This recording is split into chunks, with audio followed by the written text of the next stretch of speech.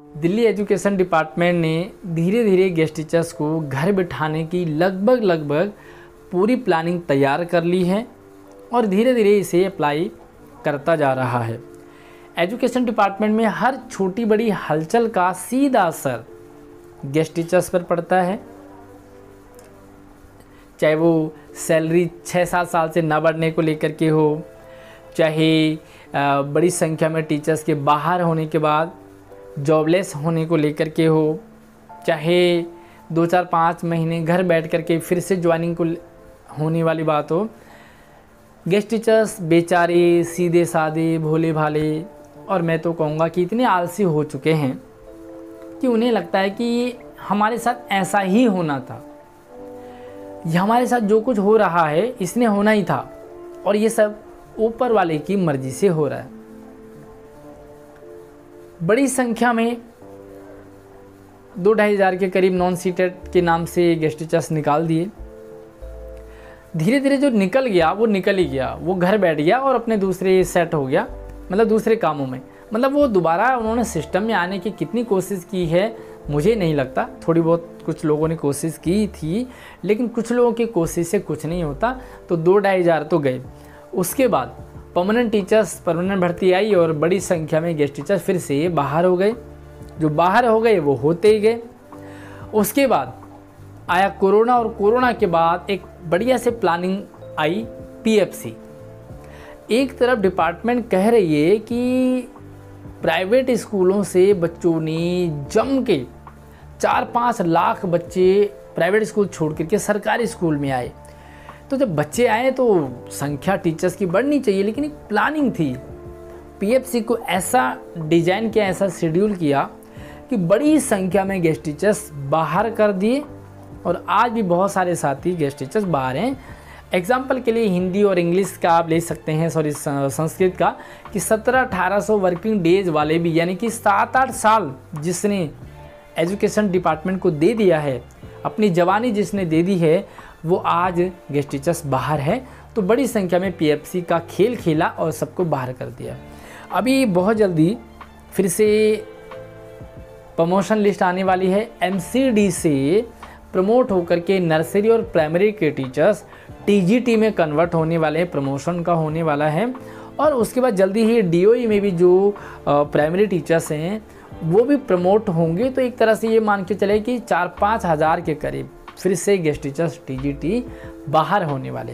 हालांकि इसमें कुछ ऐसे भी होंगे कि टीजीटी भी प्रमोट होकर के पीजीटी बनेंगे, लेकिन एंड मोमेंट पे जो पीजीटी हैं गेस्ट टीचर्स वो फिर से बाहर होंगे। तो पीजीटी ही तो कन्वर्ट होकर के टीजीटी में आए थे, अब वो फिर से उन्हें बाहर होना पड़ेगा और फिर से धीरे धीरे करके एक टाइम था कि 27-28 हज़ार हुआ करते थे, फिर 20 हज़ार हुए, फिर 15 हज़ार हुए और आज पता नहीं कितने हैं, पता ही नहीं चलता। इस प्रमोशन के बाद काफ़ी सारे फिर से बाहर हो जाएंगे और जो बाहर हो रहा है ना, बहुत कम चांस है, क्योंकि जब 1700-1800 वर्किंग डेज वाला बाहर है तो उम्मीद लगा सकते हैं कि जिन्होंने अभी रिसेंटली ज्वाइन किया 2018 में 20 में, तो उनके कितने वर्किंग डेज बने होंगे।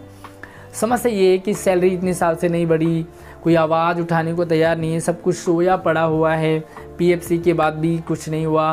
काफ़ी सारे टीचर्स जो है वो धरने को लेकर के डिमांड करते रहे कि भाई धरना करो, लोग उसमें भी राज़ी नहीं हैं। बहुत सारे कुछ लीडर्स ऐसे हैं जो कहते हैं कोर्ट का दरवाज़ा खटखटाने के लिए पैसे कलेक्ट करो, तो भैया टीचर से वो भी नहीं हुआ। तो ऐसा लगता है कि सारा कुछ घर बैठे बैठे ही हो जाएगा, तो घर बैठे बैठे तो कुछ नहीं होने वाला है। टेबल टॉक वाले गायब हो गए, धरने वाले गायब हो गए, फिलहाल कोर्ट वाले भी अभी कहीं दिखाई नहीं दे रहे। लेकिन हाँ, काम सबको मिलकर के ही होना था, सब मिल नहीं पाए और ये इसका फ़ायदा उठा गया डिपार्टमेंट। तो देखते हैं कितने सारे टीचर्स इस प्रमोशन लिस्ट से हिट होने वाले हैं और बाकी जितने बचेंगे। डीएसएस भी फिर से भर्ती निकालने वाली है, तो भैया सारा का सारा किस्सा ख़त्म हो जाएगा। कुछ 2-4 हज़ार बचेंगे, डिपार्टमेंट उन्हें भी बाहर कर देगा, क्योंकि उन 2-4 हज़ार गेस्ट टीचर्स के बिना भी स्कूल आराम से चल सकते हैं। और आप ये मान के चले कि 1-1.5 साल में दिल्ली में गेस्ट टीचर्स कभी थे, ऐसा एक टैगलाइन बनने वाला है और हर गेस्ट टीचर अपने आप को भूतपूर्व गेस्ट टीचर्स के नाम से अपने आप को संबोधित करने लगेगा। तो भैया धरना एकमात्र सॉल्यूशन, टेबल टॉक, अगर आप बातचीत कर पाते हैं डिपार्टमेंट के साथ तो ये भी एक सॉल्यूशन था। कोर्ट से भी सॉल्यूशन निकल सकता था। और अगर सभी तरह से कहते हैं ना कि दो बैलों की कथा में हीरा और मोती के सामने जब समस्या आई, सांड आया, तो उन्होंने सांड से डरे नहीं, भागे नहीं, बल्कि सांड के साथ किस तरह से उसे हराना, एक प्लानिंग के तहत उसे दोहरी मार, यानी कि एक ने आगे से मारा, दूसरे ने पीछे से मारा। तो जब धरना आएगा, जब नॉर्मल बातचीत से काम बनेगा, जब कोर्ट में जाया जाएगा तो मामला जो है स्ट्रॉन्ग बनता है। और डिपार्टमेंट तो कई बार कह चुके हैं कि हम तुम्हारे ही साथ हैं। तो भैया डिपार्टमेंट का देखा जाएगा कि कितने साथ हैं, और फिर डिपार्टमेंट साथ हो जाएगी तो पॉलिसी भी बनेगी, सैलरी भी बढ़ेगी। हालांकि अभी चुनाव का वेट करते हैं, बट क्या आपको लगता है आप कमेंट सेक्शन में ज़रूर अपनी राय रखें। यस, और चैनल को सब्सक्राइब कर लो ताकि इन फ्यूचर भी आपके साथ जो भी अपडेट आती है वो शेयर होती रहेगी। धन्यवाद।